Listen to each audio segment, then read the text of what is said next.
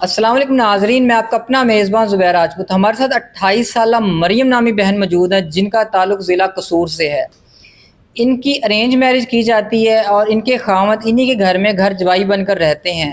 اس کی وجہ یہ تھی کہ یہ 2 بہنیں ہیں اور ایک والدہ تھی، والد پہلے ہی فوت ہو چکے تھے اور بھائی تھا نہیں۔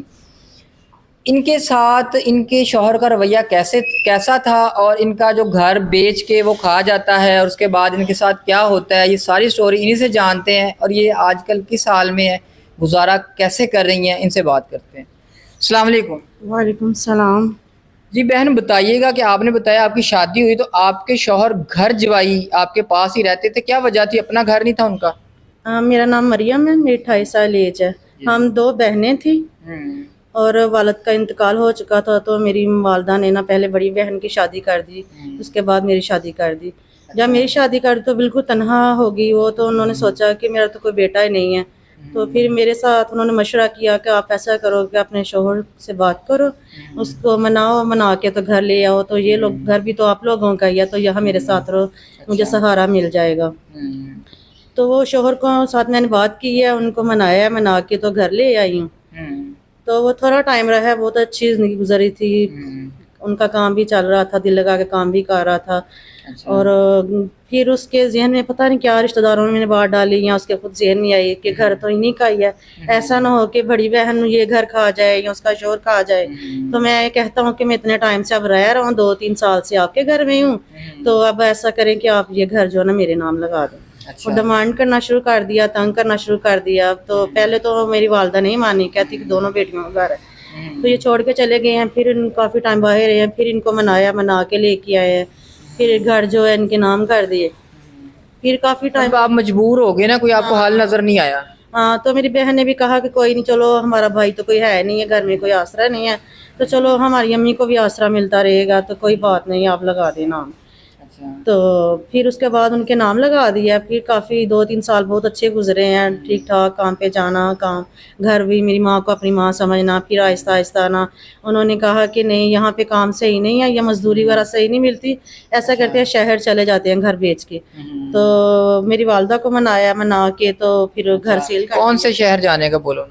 ادھر لاہور آنے کا، قصور سے کہہ رہے تھے کہ ادھر لاہور نا سٹی میں چلے جاتے ہیں تو وہاں کام وغیرہ مل جائے گا۔ یہ چبرجی والی سائڈ پہ ہمارے ریلیٹیوز بھی ہیں، تو کہتے ہیں کہ وہاں پہ کوئی گھر دیکھتے ہیں، تو فی الحال رینٹ پہ رہیں گے، پھر اپنا خرید لیں گے۔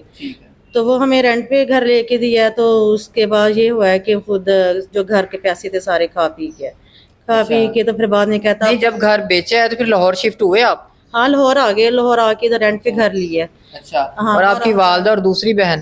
وہ بھی ادھر پاس ہی کہیں رہتی ہیں، انہوں نے بھی رینٹ پہ گھر لیا ہوا ہے۔ تو پھر اس کے بعد کہتا ہے کہ میں تمہاری والدہ کو نہیں رکھوں گا، تمہاری والدہ جو ہے نا آپ کی بڑی بہن کے ساتھ ہی رہے گی۔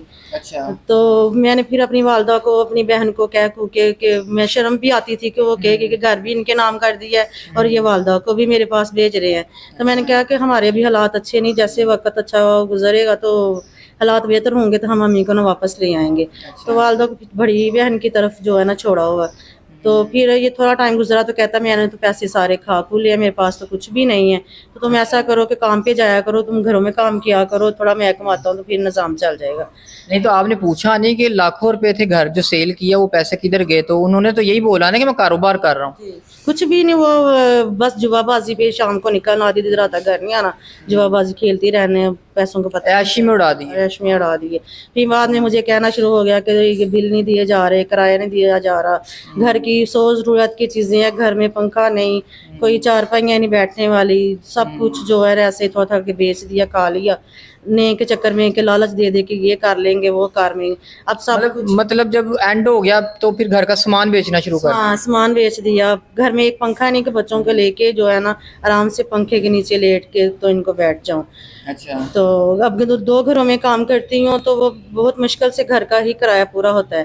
ہمیں کتنا گھر کا کرایہ ہے؟ 12,000 کرایہ ہے گھر کا، کیونکہ رینٹ بہت زیادہ ہے ادھر سٹی میں۔ تو کھانا بھی جن کے گھر میں تھوڑا بہت بناتی ہوں، وہ بچ جاتا تو تھوڑا سا بہت مجھے دے دیتی ہیں، میں بچوں کو کھلا دیتی ہوں لا کے۔ اور گھر میں اتنا نہیں ہے سامان، چارپائیاں نہیں ہیں، بسترے نہیں ہیں، ہر ضرورت کی چیز ہوتی ہے، کوئی فریج نہیں ہے، کوئی پنکھے نہیں ہے، چھت والا پنکھا نہیں ہے، تو اب میں کہاں سے لے کے آؤں؟ تو بہن اگر گھر میں کچھ بھی نہیں ہے تو سوتی کہاں ہے؟ کیسے گزارا کر رہی ہے؟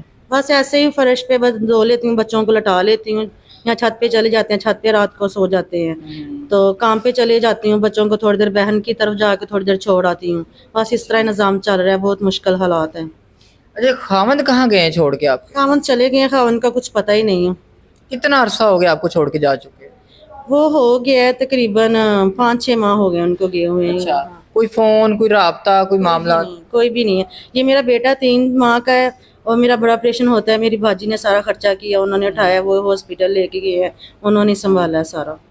تو بہن جو 2 گھروں میں کام کرتی ہیں اس سے تو آپ رینٹ نہیں دے سکتی, تو کیسے نظام چلا رہی ہیں؟ کھانا پینا کیسے کر رہی ہیں؟ بجلی کا بل کیسے دیتی ہیں؟ مالک مکانوں کا رویہ کیسا آپ کے ساتھ؟ وہی تو بتا رہی ہوں کہ کھانے کو تو کچھ بھی نہیں ہے, بس جن کے گھر کام پہ جاتی ہوں ان کا تھوڑا بچا جو کھانا ہوتا ہے وہ لے آتی ہوں, ان کو کھلا دیتی ہوں. اور رینٹ وغیرہ کا بہت مشکل سے بس ادا ہو رہا ہے کیونکہ چھت میں نے رکھنی ہے, چھت کے بغیر تو گزارا نہیں ہے. اور بجلی کا بل بھی جو کوئی چیز ہوگی گھر میں تو بجلی کا بل آئے گا نا. تو مجھے تو شدت سے ضرورت ہے کہ مجھے چارپائیوں کی ضرورت ہے, مجھے پنکھے کی ضرورت ہے, برتنوں کی ضرورت ہے, تاکہ میں اپنے بچوں کو چھت کے نیچے لے کے سکون سے ان کو 3 ٹائم کا کھانا کھلا سکوں. تو بہن آج کل کا جو ہمارا معاشرہ ہے اور اوپر سے لاہور شہر ہو, یہاں پہ اکیلی رہ رہی ہیں بچوں کے ساتھ, تو جب کام کرنے گھر سے باہر نکلتی ہیں تو لوگ آپ کے اوپر کیسی نظر رکھتے ہیں؟ بہت بری نظر رکھتے ہیں, آتے جاتے دیکھتے ہیں, تانے کستے ہیں. جن کا گھروں میں کام کرنے جاؤ وہ بھی اچھی نظر سے نہیں دیکھتے. تو اب مجبوری ہے, کیا کرنا ہے, بچوں کا پیٹ بھی تو پالنا ہے نا. کس طرح کی آفرز کرتے ہیں؟ بس کوئی کہتا ہے شادی کر لو, کوئی کہتا ہے بچے چھوڑ کے آ جاؤ, کوئی کہتا ہے بچے لے کے آ جاؤ, کوئی کہتا ہے شادی کر لو, کوئی بس اس طرح کے تانے. تو بعد میں کوئی کون سہارا دیتا, کوئی بھی سہارا نہیں دیتا. میں تو بس مجبور ہو کے دنیا کے سامنے آئی ہوں کہ خدایا میری تھوڑی مدد کرے, میرے بچوں کا تھوڑا خیال کرے. میں اپنے بچوں کو اسکول میں داخل نہیں کروا سکی, گھر کا نظام نہیں پورا چل رہا تھا, میں بچوں کو اسکول میں کیا پڑھاؤں گی. تو بہن کو غلط کام کی بھی کوئی آفرز کرتے ہیں لوگ پیسوں کے عوض؟ ہاں بہت, بس تانے کستے ہیں, واضح دیتے ہیں, بس بہت برے حالات. آپ کو پتہ ہے کہ لوگ کسی کو بھی نہیں چھوڑتے. اچھا آپ نے بہن لاسٹ ٹائم بتایا کہ آپ کے گھر جب لاسٹ ٹائم آپ کے خاوند آپ کو چھوڑ کے گئے ہیں تو آپ کی کس بات پہ لڑائی ہوئی تھی جو چھوڑ کے چلے گئے؟